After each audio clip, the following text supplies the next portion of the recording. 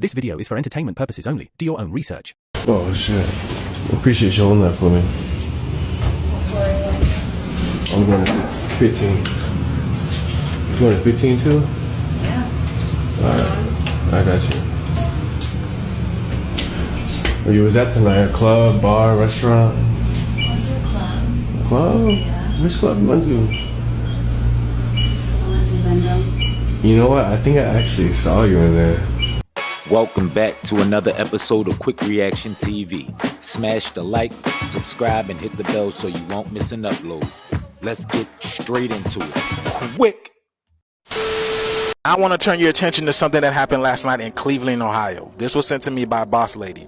She looked up in the sky. First of all, look at the sky. And then she seen these two lights there, all right? And mind you, there is still no moon to be found, right? Now, out of nowhere, this smaller light back here starts pulsating. And it becomes some type of square light with this dark line in the middle, looking like a sword. Watch this. At this point in time, it's just moving and pulsating. Over here, it was about 7:50 last night, and she said it was just pulsating. And then all of a sudden, this is what it looks like right here. Y'all see that? She said her son said it looked like a sword inside of a box. But you can clearly see that, y'all. An orange box with some type of sword looking thing inside of it. Now check this out in Philadelphia, y'all. Look at that. Why is this orange and this right here look blue? Check this out. Check this out. Check this out. Look at this. What the hell? Look at this. Right? Still another bright light there. A bright orange light and this blue ball just moving about. Y'all see that? And now look how big it's gotten. Look at that. Now watch this one. Watch how it merges with this light and then it comes out the other side. Watch this, y'all. This is crazy. Look. See, it merges with this light over here. Y'all see that, right? And then it's making its way out, trying to escape. Look at that. Look at that, y'all. But this light is still here. What? And have any of you guys seen the Star of Jacob yet? Have y'all seen this yet? Please let us know down in the comments below, y'all. Very interesting times we live in, y'all. The signs will be in the sun, the stars, and the moon. Let's get this shift. Peace in. You don't find that suspicious? You don't find that suspicious? I'm agreeing with Dr. Umar. Shout out Conscious Juice. But I don't know what that is. It don't look like a lens flare. And it does look a little suspicious, but I'm not in that part of the country. If you are, let me know down in the comments below if you saw the same thing. You ever wondered how you can hide from thermal cameras? If so, congratulations, you made it again to criminal TikTok. And today, I'll teach you how you can hide from thermal cameras easily. Step number 1. If you were hunted down by a police helicopter, the best thing that you could do is sneak into the forest. Although yes, thermal cameras can see through leaves and twigs, it can't see through giant stumps or trees. Step number 2. Did you know that glass actually reflects the rays from the infrared cameras? So if you really wanted to hide from those cameras, you can basically get a riot shield made out of glass and use it as a shield from thermal cameras. Step number 3. When you are sleeping in the forest, sleep under a thermal blanket. You can see how well it hides you from thermal cameras. However, make sure to pack some ice with you, because if the blanket gets too hot, the entire blanket might start showing. Finally, if push really does come to shove, and you absolutely need to escape the cameras, one of the things you can do is set the entire forest on fire. If the entire forest is really hot, your body temperature will basically show nothing. Bro, when are you going to eventually stop these videos? Make sure to like and follow to get more content like this.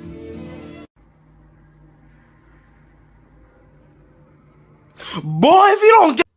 And here's another tip. If you have to go through all that, just don't become a criminal. Hit the like button if you agree. Oh shit. Appreciate you holding that for me. I'm going to 15. You going to 15 too? Yeah. Alright. I got you. Where you was at tonight? A club, bar, restaurant? Went to a club. Club? Yeah. Which club you went to? I went to Bendo. You know what? I think I actually saw you in there. I'm not gonna lie. Did you? I mean, there's no way I can miss you. Like, the green just stood out, to be honest with you. Did it not? So we both going to 15. What's the chances of that? Hold on, let's pause real quick. You in a rush? I'm not. Are you? No, I'm on your timing. I'm on your schedule. You know? So what's your name? I never got it. Nice to meet My you. name is Kai. It's a pleasure to meet you, actually. So, you gonna call it a night or what? I don't want to just stay here in the hallway. Maybe we can take a couple shots and exchange conversation in my room, your room, whatever you're more comfortable with, you know? Your call though, you know? I just feel like it's just me and you. Your room. Lord have mercy, I'm about to bust. Breaking news, ladies and gentlemen. Smash the like button, subscribe if you haven't already, and comment if you like my quickest reaction to these wild and crazy and funny TikToks. Now let's get back to it. Quick! I just discovered something in the Bible that was so good I could barely stay in my seat. So the Bible only gives us one story about Jesus being a kid. But what if I told you this story actually has more to do with you than it does his age? So make sure you're paying attention, because this text may just reveal something about yourself that you didn't even know. So in Luke chapter 2, 12-year-old Jesus and his parents are in Jerusalem for the festival of the Passover. After the festival was over, while his parents were returning home, Jesus stayed behind, but his parents were unaware of it. Now watch this. Verse 44 says, thinking he was in their company, they traveled on for a day. Then they began looking for him among relatives and friends. But when they did not find him, they went back to Jerusalem to look for him. Now this is where it gets good. Notice when they lost Jesus, it's when they were returning to their place of comfort. In other words, they didn't make communication with God a priority since they knew where they were headed. Now watch this. The text says they went on for a day and were unaware of Jesus not being with them. Now I don't have kids, but I'm sure losing one is scary. So how did they manage to lose Jesus? The same way you do when you stop making proximity a priority and you desire destination over devotion. Upon returning to the temple courts, they finally found Jesus, and his mother said to him, "Son, why have you treated us like this? Your father and I have been anxiously searching for you." Now watch his response. Jesus said, "Why were you searching for me? Didn't you know I had to be in my Father's house?" Now remember, anytime God asks a question, it's not so he can figure something out about you, it's so you can figure something out about yourself. So why would Jesus say that? Because you have to remember, Jesus is 12 years old, and these are his parents. So in essence, they are closer to him than anyone else. So Jesus asked this question to influence a moment of reflection, but not just to his parents, to me and you as well. What he's saying is, you claim you know me so well, but you being anxious about this situation is an indication that you don't know me as well as you say you do. Because if you did, you would know that there's nothing to worry about. So I'm gonna tell you this and I'm through. Maybe it's been hard for you to hear from God because he's in the last place you left him after the decision you made without him. And you can go from person to person, but you will never receive the peace you're looking for until you return to Jesus. Oh my God! Jesus is the way, the truth, and the light. Give your life to Christ. If you know, you know. And if you don't know, now you know. That boy is good. Diddy's situation has just got a whole lot crazier today because a law firm in Texas has just come out and announced new cases on behalf of a staggering 120 victims claiming sexual assault, 25 of which claimed to be minors at the time, the youngest of which was allegedly only 9 years old. Now the attorney, which has been in other notable cases like the BP spill and Astroworld deaths, claims that around 3,000 people have contacted his firm recently, with their allegations still being corroborated. He said in this press conference that as they begin to file these lawsuits over the next 30 days, it won't be just Diddy named as the defendant. He claimed that there is a long list of high-profile names involved that will shock you. Are names that will shock you. These are individual cases. There are indeed other perpetrators involved.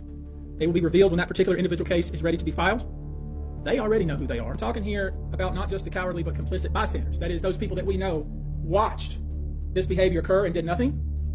I'm talking about the people that participated, encouraged it, egged it on. They know who they are. Diddy has denied any wrongdoing and is pled not guilty to the criminal allegations. I'm not even gonna believe this. As we have this massive chaotic destruction from Hurricane Helene, still all the way from Florida to Tennessee, we have a literal biolab, yes, a biolab in Georgia that just exploded, and it is huge. And in just 1 second, I'm going to show you something that truly shows you what we're up against in 2024. I wonder what the side effects of this right here is going to be. I can guarantee you one thing, it's not going to be good, y'all. And many people right now are asleep to the true nature of the world, but I can tell you right now, their eyes are about to be forced wide open. So let me show you. This right here is truly insane, and this was posted right after the biolab exploded. T-Man literally comes out in the open and tells us that we are in a spiritual war right now with the devil. Many of us already know that. Saint Michael the Archangel defend us in battle against the wickedness and snares of the devil. May God rebuke and we humbly pray, and do thou, O Prince of thou heavenly host, by the power of God, cast into hell Satan. And yeah, of course, you can just say that's a regular prayer. But while the devastation goes on from Helene, with more hurricanes coming, while things explode in Georgia, wake up and get right with God. Our days are numbered. An update tomorrow, I'll be going up I-26 to get into Asheville to bring needed supplies to everyone who is there. If you want to support us in doing this, you can click the link in the bio. If you do choose to support, please put in the note of the donation Asheville. I'm sure they'll be grateful for any and everything. Wow, man. Damn. Meanwhile, we're being distracted by how many bottles of baby oil and freak offs. That's just a distraction. And I'm not really speaking on that man's situation, because if there are victims out there, allegedly, or if there are, then he needs to face justice for that. But do you see what's really going on? There is toxic fumes spewing out from a factory where scientists don't even know what chemicals that is or what it could do to the human body. And nobody's talking about it. It's not on no news stream, or if it was, it maybe have gotten one airplay. That's something to talk about. Wake up, you guys. Wake up. Hush Puppy, one of the greatest Nigerian scammers to ever do it. But you see, he had a problem. He caught the attention of the FBI. Why? Because he couldn't stop showing off. See, this all starts in the golden age of Nigerian scamming in the 2000s. Why am I calling it Nigerian scamming? Well, because they were scamming in Nigeria. And they were doing so much of it, the term Nigerian scammer was born, which was embarrassing for the Nigerian government. They said, hey, you hear what they calling us? The scammer said, all I hear is paper. The government said, oh, okay. So the government cracks down on scammers hard, even though the government be scamming themselves, but that's a story for another day. Hush Puppy was one of these scammers. So he moves to Malaysia where they're less hard on scammers, and this is where he hones his craft. Boy scamming. And he becomes one of the best. Now, if there's something you gotta know about an African, is sometimes we gotta flex. So he started posting online, flexing, talking about, oh man, y'all like this car? I couldn't decide on the color, so shoot, you feel me? People were like, damn, he got money. He said, tired. So he starts getting more followers. But you see, the more followers you get, the more problems. Hush Puppy starts arguing online with a famous singer named DeVito. Peep the diamond frames. What I tell you about flexing, pay attention. He said, DeVito, you stupid. DeVito said, man, you stupid. But then they kiss and made up. Everyone's like, yo, Hush Puppy, you arguing with singers now? He a big deal. Hush Puppy like, yeah. So he starts arguing with more singers. But here's where it starts to get wicked. He argues with this one singer. He like, you stupid. The singer's like, you a scammer. Hush Puppy goes, oh, that's not how this works. You're supposed to call me stupid. The singer goes, how do you make your money? Everyone goes, how do you make your money? Hush Puppy said, oh, real estate. At this point, everyone's like, okay, that makes sense. Now I know what you're thinking. Oh, are they stupid? But you see, the thing is, back in the golden eras of Instagram, people weren't used to folks just scamming. If someone said they were rich, people just said, okay, they're rich, and just took their word for it. So scammers could basically be celebrities, like one of the most famous ones, Dan Bilzerian, a convicted scammer sitting next to Donald Trump. I guess also a convicted scammer. Hush Puppy said, damn, they believe that? So he keeps posting pictures. He keeps getting more famous, and he keeps scamming. Bigger. At one point stealing $40 million from an American law firm. Oh, didn't you hear me say one of the best to ever do it? These ain't small scams. He would only steal from big corporations, and how he would do it is he would get into their email servers. He would wait till the company's sending out a big transaction, hop in an email, say, hey, Sarah, why don't you go ahead and send it to these account numbers? Sarah would be like, I don't know. He'd be like, can't you see my company email? Sarah would be like, okay, we need to get on a call. He would get on a call. Remember, he has all of their emails. So he starts talking like he's in the company. He starts saying personal information from the company. So Sarah's like, okay, I'll send it over. He runs. And by run, I mean he launders the money, which means he takes the money and moves it somewhere else. Whether that be buying clothes, he buys so much Louis Vuitton that they invite him out. He buys so much Gucci that they fly him out. Or he sends the money to people that he works with and they'll move it here and there. But it's one of those people he works with that screws him over. He starts scamming this one rich guy that wants to make a company, right? The rich guy's having his doubts though. But Hush Puppy and his partner reassure him that everything's gonna be good. The guy finally starts saying, okay, I'm gonna do it. Hush Puppy goes, yes. His partner goes, yes. can I get more money? Hush Puppy goes, what? His partner goes, can I get more money from the scam? Hush Puppy goes, yo, hush, dog. And no, his partner goes, I understand completely. His partner then calls the guy they're scamming and says, yo, Hush Puppy's scamming you. The guy goes, no. Well, he calls the police. But the police couldn't really tie anything to him. But as you can imagine, Hush Puppy's pissed. He said, oh, you snitching? So he calls none other than Super Cop. They literally call him Super Cop because he's uncorruptible and stands for justice. Hush Puppy calls him and says, hey bro, one of my guys just betrayed me. I need you to arrest him. And he said, do you know who I am? They call me Super Cop. Hush Puppy said, I'll fly you out to Dubai. He said, I'll be there at 7. So Super Cop arrests the guy that snitched on Hush Puppy. And at this point, Hush Puppy on top of the world. He got the police in his pocket. He got everything. He said, he gets a DM. He said, who this? FBI, come to America. We want to talk to you. Puts the phone in his pocket. Snap. Ah, yes. See, he was flexing so much that the FBI had been following him for months. Some agents literally started following him, liking pictures and all that. But there was a problem. They didn't know his name. They just knew him as Hush Puppy. So the FBI keeps following him until one day he posts a picture with his birthday and his first name. The FBI said, Raymond Olorunwa Abbas, come to America. He said, we tracked your finances. Come here. He said, this ain't no Eddie Murphy movie. I ain't coming to America. He gets a knock on the door. He said, who is it? They said, it's the Dubai police. You going to America? He said, damn. So they fly him to America. They said, you getting 20 years. He said, or I can snitch. I think I know Super Cop was doing all that. He tattletales on him. He gets his time reduced from 20 to 11 years. Everybody says, Super Cop?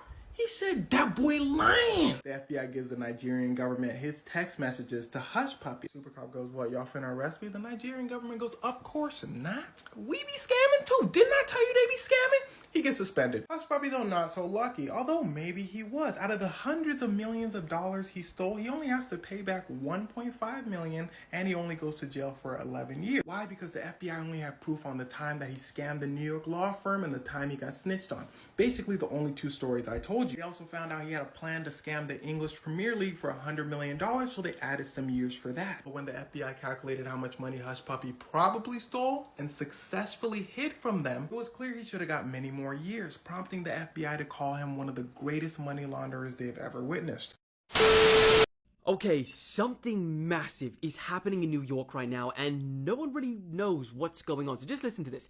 Federal authorities and the FBI have just raided the homes of the New York Police Department's commissioner, as well as several other high-ranking officers. And it's not just the police. Other top New York officials have also had their homes raided too, including the first deputy mayor and the deputy mayor for public safety. Now, the authorities have declined to give a reason for these raids, but reports say that electronics and cell phones were seized. The New York's mayor, Eric Adams, wasn't raided, but he was issued with a subpoena, meaning that he's either being ordered to testify against someone or produce evidence for something. Now, well, no, something big is about to happen, and of course, when it does, I'll keep you guys updated. Lock his ass up! Lock his ass up! You're going to jail! You're going to jail! See, I told you in the last video. Might want to go check that out. And hit the like button on that one too. But Mayor Adams told y'all this is a distraction. But they really going after the people that they want. Notice he was not included in those raids. Something big going on. Stay woke. Thanks, Quik Crew, for chilling to the end. Please like, comment, subscribe so we can do it again. And remember, keep God first, respect your parents, and love your kids. And I'll see you in the next vid. Quik!